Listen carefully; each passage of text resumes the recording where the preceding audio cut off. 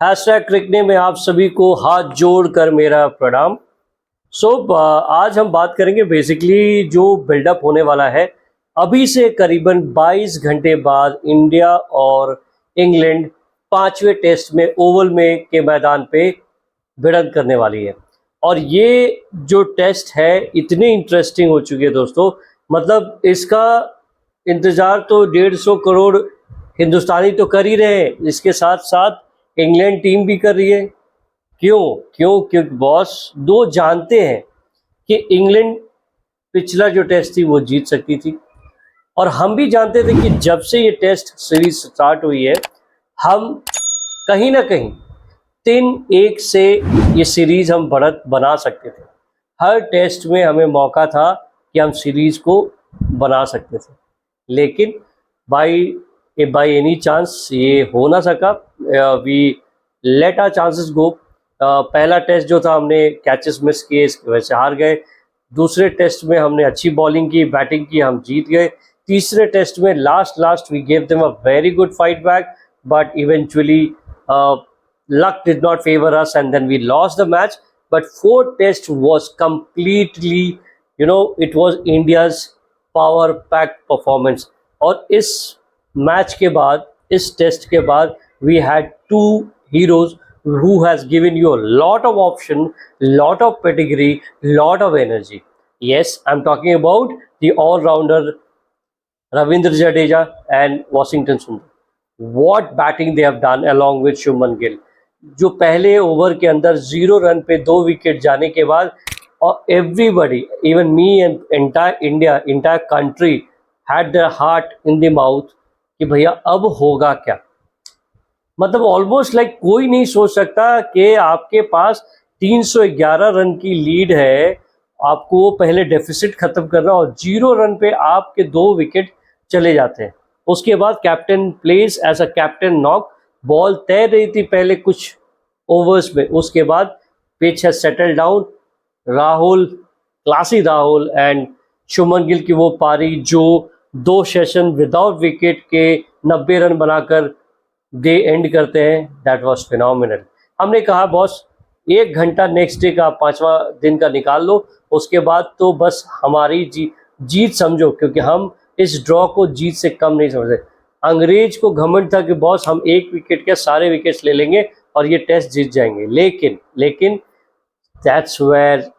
और सबसे बड़ी बात, ये टेस्ट का जो मज़ा था दोस्त, जो पहली इनिंग्स में ऋषभ पंत ने अपनी दिखाई, कहते थे ऋषभ पंती दिखाई, कि भैया that's where he showed an example कि उसके लिए कंट्री सबसे पहले, देश सबसे पहले, वो देश के लिए खेलता। पैसे तो बाई प्रोडक्ट है। जब बॉल लगी थी और पता चला था, जब वो एम्बुलेंस में बाहर गए, 150 करोड़ देशवासी उस समय रोए थे, इंक्लूडिंग मी। हम ये सोचे भैया यही तो है हमारा, जिसके पास अभी फॉर्म थी, 2 सेंचुरी, उसके बाद एक और century. He was in form, 70 run odd run बनाए थे। तो हमारा इनफॉर्म बैट्समैन चोट खाकर बाहर जा रहा। उसके बाद पता चला कि फ्रैक्चर है पैरों में, लेकिन Rishabh Pant when needed he came down to bat and that's where he set an example। और इस टेस्ट सीरीज को एक ऐसा इस सीरीज बना दिया कि which will be remembered forever। Rishabh Pant, hats off to you दोस्त। क्या तुमने एग्जाम्पल सेट किया सबके लिए कि भैया पैर टूट जाए, हाथ टूट जाए, देश सबसे पहले है। क्या खेले हो यार, मतलब हैट्स ऑफ। अब अगली बात बताऊंगा दोस्त, 5वां टेस्ट क्यों इतना इम्पोर्टेंट हो चुका है, क्योंकि इंजरीज की लाइन लगी थी चौथे टेस्ट में। बुमराह को खेलना पड़ा बिकॉज हर्षदीप नहीं खेल सकते थे, रेड्डी नहीं खेल सकते थे, आकाशदीप नहीं खेल सकते थे, Bumrah played and Bumrah was supposed to play only 3 test. Unfortunately, he was supposed to be the 5th test, but he had to play the 4th। But अब बात वहाँ आ गई है, कल का जो इंसिडेंट हुआ पिच क्यूरेटर ओवल के, उसके बाद गौतम गंभीर का जो सागा हुआ, उसने इस टेस्ट मैच को ना बहुत स्पाइसियर बना दिया। इंग्लैंड की भी बहुत इंजरी लिस्ट बड़ी है, और अभी खबर आई है कि Stokes is not going to play tomorrow's match, and so Stoke was the only player who मतलब जिसकी बॉलिंग के पास, बैटिंग के पास वो और थोड़ी विटी कस्टमर थे, जिससे लगता था कि वो ये जब भी बॉलिंग करने आ रहे कुछ ना कुछ करके जाएंगे. He was doing the ball stalking, but now since Stoke is not there, I don't know who's going to overturn आने वाले हैं क्या है. So we don't need to talk about that. But सबसे बड़ी हमारी समस्या है कि हमारी बॉलिंग कॉम्बिनेशन कैसी रहेगी. अभी अभी सुमन गिल का जो प्रेस कॉन्फ्रेंस हुआ उसमें कोई खास ज़्यादा पता तो नहीं चला. लोगों ने उनसे पूछा कि बुमराह का क्या है, तो बुमराह के बारे में उन्होंने कहा कि Bumrah is fit and we will see the pitch and we will choose the team. तो अभी तक बुमराह के बारे में ख्याल है, बट मेरा जाती ख्यालात है, जाती मानना है दोस्त, कि एक ही टेस्ट है ना, और आप प्रीमियर टेस्ट बॉलर हो, प्रीमियर बॉलर हो, आपको ना जान लगा के खेल देना चाहिए. जैसे बेन स्टोक ने, ऋषभ पंत ने जो एग्जाम्पल सेट किए, बुमराह कहना चाहिए हाथ उठा के, क्योंकि भैया बुमराह को हम प्रेशराइज नहीं कर सकते, बुमराह को हम नहीं कह सकते कि बुमराह आप खेलिए. जबकि Bumrah as a senior pro he should raise his hand, तो भैया एक ही मैच है ना, देख लेते हैं, खेल लेते हैं. और क्योंकि 5 दिन का आराम मिला, काफ़ी है. Workload management is different thing, workload is something else what we talk about. यदि वर्कलोड की बात करनी है तो सिराज को सबसे पहले छुट्टी सिराज को मिलनी चाहिए और किसी को नहीं. यदि हम वर्कलोड के बारे में बात करते हैं तो हमको सबसे पहले मोहम्मद सिराज की बात करनी चाहिए.